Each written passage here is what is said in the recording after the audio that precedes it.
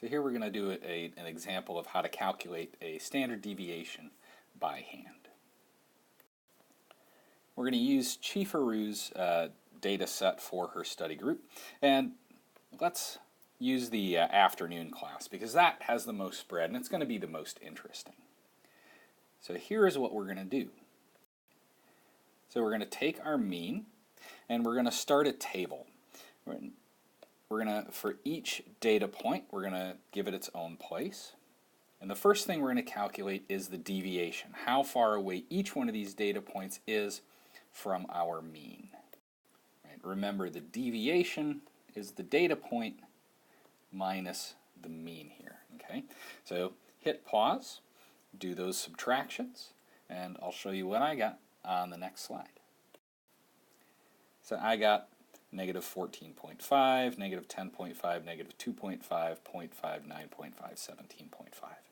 All right, so the negatives tell us that it was below the mean, the positives tell us that it was above the mean, and the numbers tells me how far away it was. So the next thing I want to do is I want to square each one of these deviations. Right? So let's do that. Hit pause, and I will show you what I got on the next slide.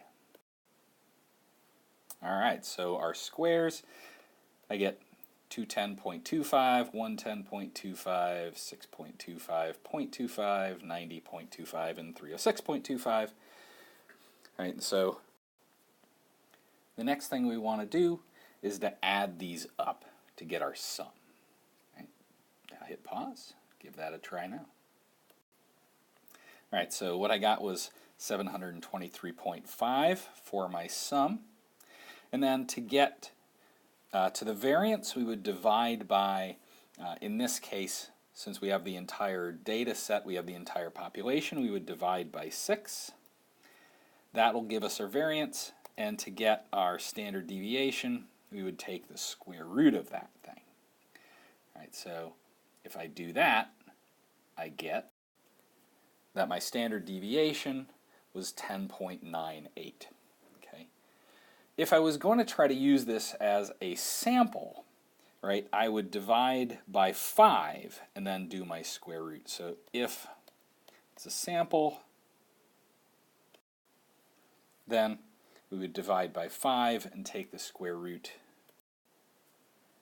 So 723.5 divided by 5, I get a square root. This comes out to be 12.03. Oops. I'm off the board. All right, 12.03. So that's how to do it by hand. If we're trying to do it by a calculator, we just take all the data and plug it in and have it do it. SPSS, as I said, comes out with these things in the descriptive statistics. SPSS always assumes we have a sample because that's almost always what we have.